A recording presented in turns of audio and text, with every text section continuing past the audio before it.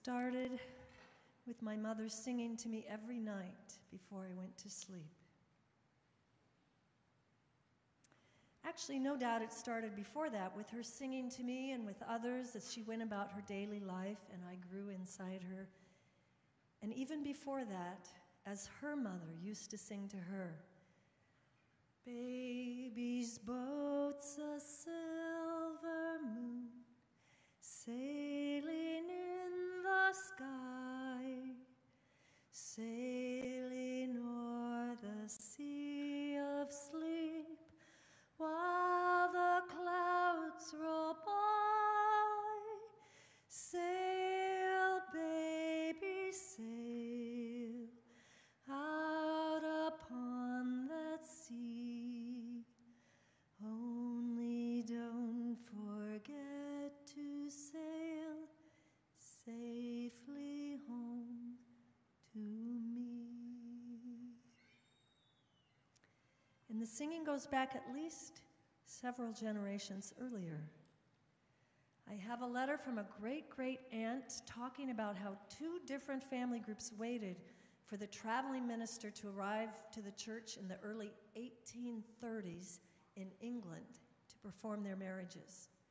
One family sang pious hymns while they waited. The other sang all kinds of more rousing songs. These two sets of brides and grooms who were married on the same day in the same church didn't know each other, at least not then. Later, one couple had a son, and the other couple had a daughter, and they married each other. And then they discovered their parents were those who married in the same church on the same day. Kind of amazing to learn a family singing that goes this far back in my family, to the 1830s. One side very pious, and one side more rowdy. In 1990, my first son, Ben, was born. Since he was transverse, sideways, he wouldn't move his head down, and we lived an hour from the hospital, I knew he would likely arrive via a scheduled C-section. Quite disappointed knowing I wouldn't be able to hold him immediately due to an IV and blood pressure cuff, I asked if it would be okay if I would sing to him. And they said yes. So I sang to him for about 30 minutes as his father held him near me, and they stitched me up and made sure we were both okay.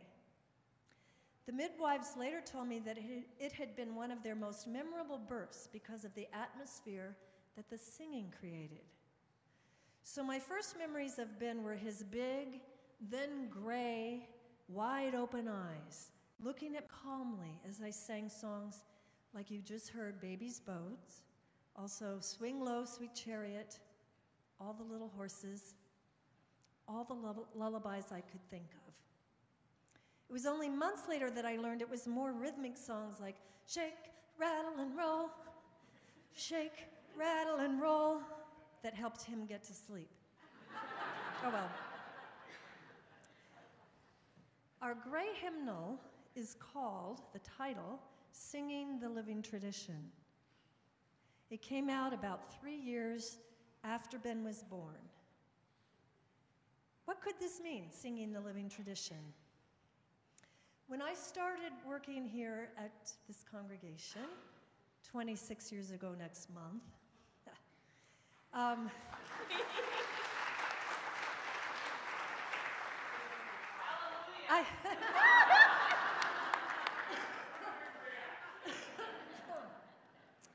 well, I have to say you didn't sing very well.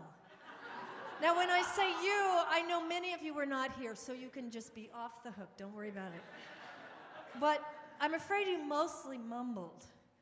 And I clearly remember that first day I attended, having taken one-year-old Ben there to keep him safely away from the moving truck as all our belongings were being unloaded in Tempe. I sat out in the congregation thinking, they either have to let me help them, or I need to go somewhere else because I can't stand this lackluster singing. And you know me, I'm very kinesthetic. Can't even say that word. I'm sure you've noticed this. Well, anyway, I had trouble sitting still during that service. But luckily, your minister then, Jim Norman, invited me to help song lead. And so I started on a mission to find out why you weren't singing very well and what could be done about it. I went through 5 years of back orders of service, and I discovered that there were maybe 4 or 5 songs that you knew extremely well, such as Morning Has Broken, For the Beauty of the Earth, couple of others, Holy, Holy, Holy. But there were over 100 other hymns that you sang only once, never to be repeated again. Clearly, the hymns were mostly chosen by how well the text fit the sermon topic. And without a song leader, the initial singing of these songs wasn't very successful. So they were usually not attempted again, at least not until the uncomfortable memory of trying to stumble through them had faded. And Jim Norman, a few of you may remember this, Jim Norman shared with me a story about one time starting to sing a song that he had heard at General Assembly, the big conference that he thought was great. And he just had the words and gave them to the piano player, and then he just started singing. And then he realized no one knew it, he didn't know it, the pianist didn't have the music. I guess it was just, it sort of mumbled into a stop, as the story was told to me anyway. So I started introducing a hymn of the month, teaching them more intentionally, song leading, repeating them until they became our living tradition. Within a few years, this congregation, our congregation, became known as that singing congregation. Songs need to be sung often to come alive. And for them to be truly part of our living tradition, at least some of them need to be sung by heart, off book.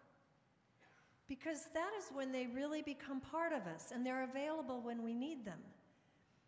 As we sing to a new baby, as we comfort someone at bedside who is sick, when we're out at a march for justice or a peace rally or a prayer vigil, as we open a congregational meeting that we know might have some tension around a controversial issue, singing helps. And what I call circular music is the best kind of music to become a living tradition. These are songs that are simple, repetitive, short songs, chants, choruses of larger songs, or longer songs, simple rounds, although sometimes rounds are kind of complicated.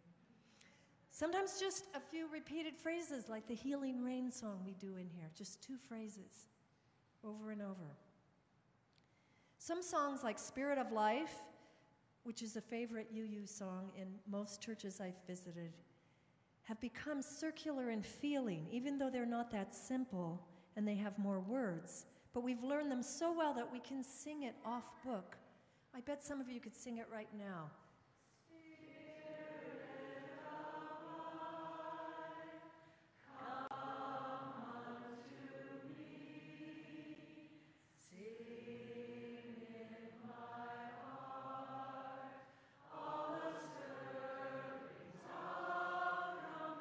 See, I told you, but I'm not going to embarrass you to keep going, and new people might not know it. That has become circular in feeling because we can do it off book, and it truly comes from the heart that way. Now, I know that some people, dare I say the most trained musicians, think this kind of music is too simplistic. But in its very simplicity and its repetitive quality, this circular music helps us find a depth of emotion that can kind of transcend normal time and space. It's music that accompanies ritual.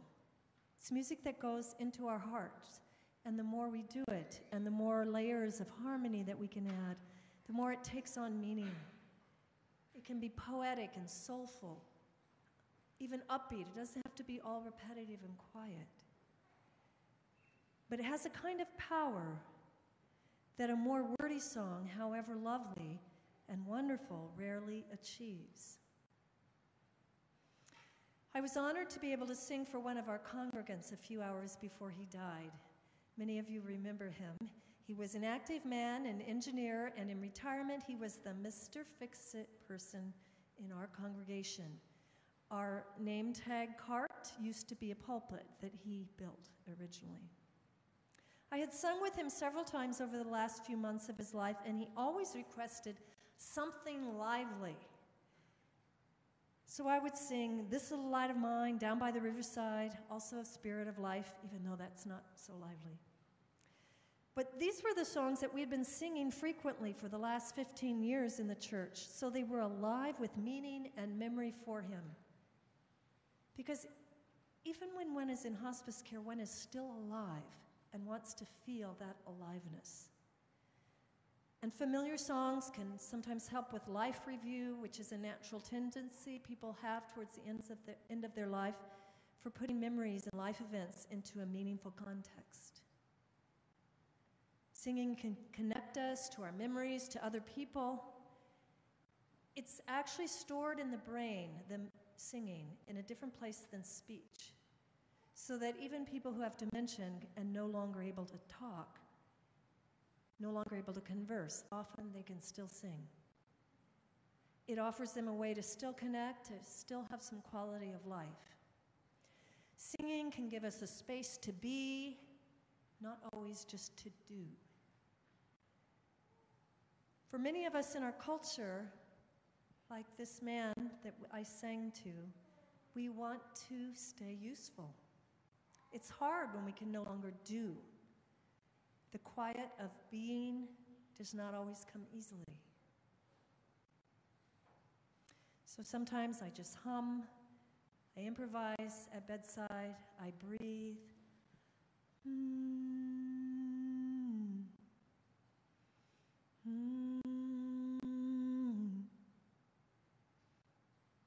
Hush sounds almost like a sigh, doesn't it?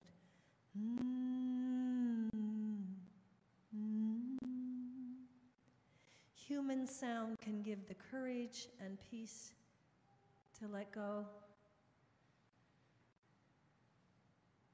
My friend from our congregation died peacefully a few hours after my singing visit.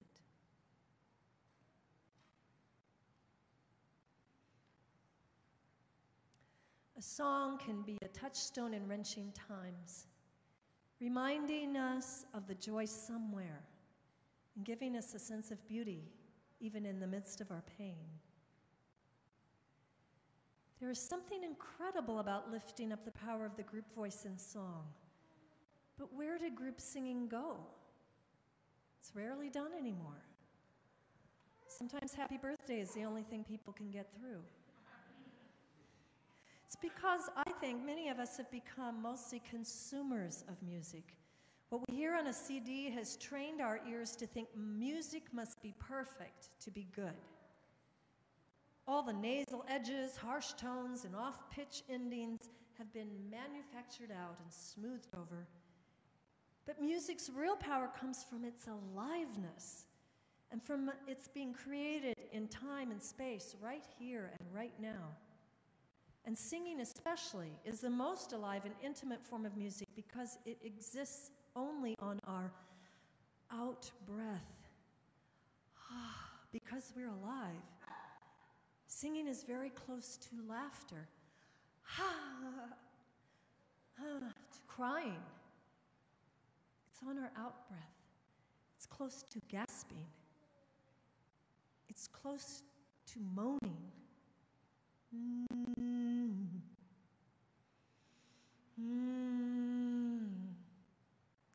We all have a musical child inside of us, even if it was squelched long ago.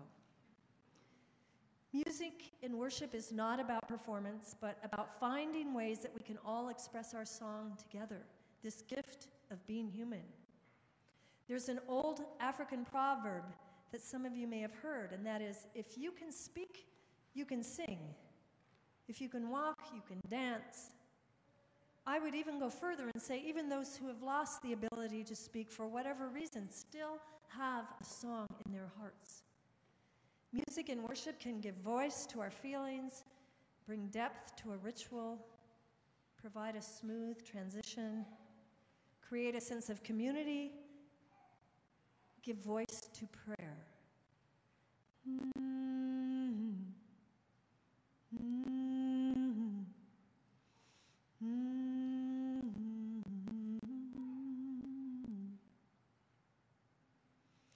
Whether it is technically perfect or not, music that expresses authentic emotion can crack open the heart, perhaps like nothing else.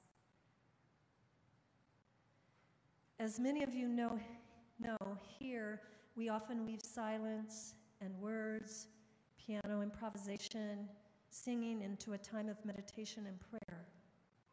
Yes, even in a UU congregation. Because you hear me say a lot that prayer doesn't require a belief in a deity. It is not a petition out to the universe for a specific answer. For me, prayer is the opening of the heart, opening to an awareness, a sense of gratitude of what is already here. To the gift of being alive, being aware of the gift of the sun coming up every day, the possibility of forgiveness, the hope of reconciliation, the ability of wounds to heal, the birth of a child, the unexpected hug when we need it, the friend on the doorstep, the food served with love. A heart cracked open finds room to see, to feel all of these gifts. Music allows us to create an experience that transcends individual beliefs. It gives us the space to be with one another in a new way, where heart, mind, body, spirit are all one, and we can experience the beauty of this one day, despite what the night might have brought. Some of you remember the Sunday after not 9/11, another bad time, the Sunday after the election. I hate to pair those two things together.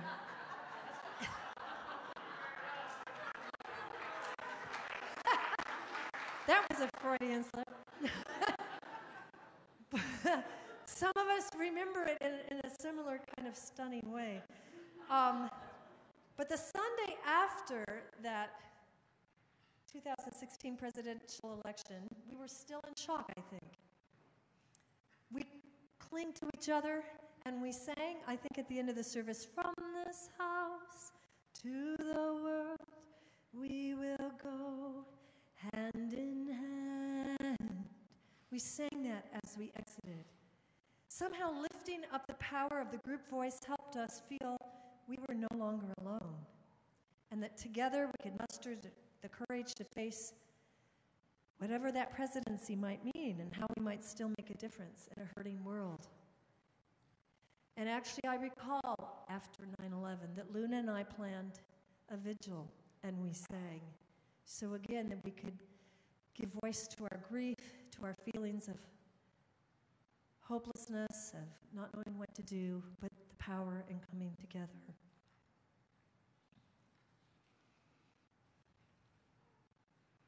And some of you have heard this story. Shortly after I heard that my sister's cancer had spread, I attended a women's retreat in Inverness, California, led by Kate Munger, the founder of the Threshold Choir movement. Now, our Voices Lifted Singers is somewhat modeled on the Threshold Choir, a group of women singers and girls that sing at hospice, at bedside, sing for nursing homes, sing out in the community. On the last day at this workshop, they invited me to the lounge chair in the center of their circle, 30 women, and they sang to me. What a gift to have 30 of them singing. They sounded like angels. I leaned back and closed my eyes. It was a song bath, an immersion experience in loving presence and healing voices. And months later, I sang this same song to my sister Katie, as she was surrounded by 11 of us in her own living room, about half an hour before she died. So we're going to end by singing this song, and then we'll have our benediction.